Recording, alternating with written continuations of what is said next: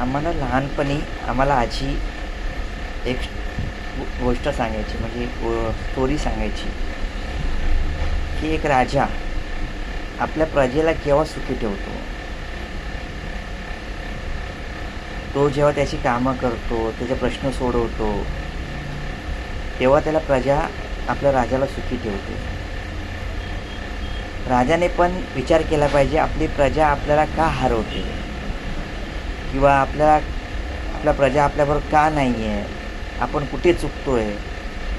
तर राजाचं ते काम आहे की आपल्याला त्यानंतर परत राजाने आपली घोडदौड कायम ठेवण्यासाठी की आपली प्रजा का सुखी नाही आहे, आपल्या प्रजेचं काय चुकलं की आम्हाला त्याने साथ दिली नाही.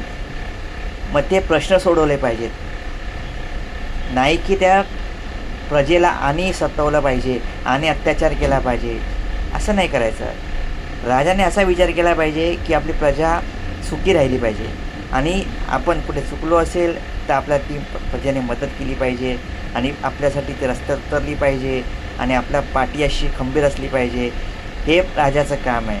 म्हणून राजाने सदैव लक्षात ठेवावं की हे कालांतरापासून चालू आहे की राजा केव्हा सुखी असतो, केव्हा ती प्रजा सुखी असते.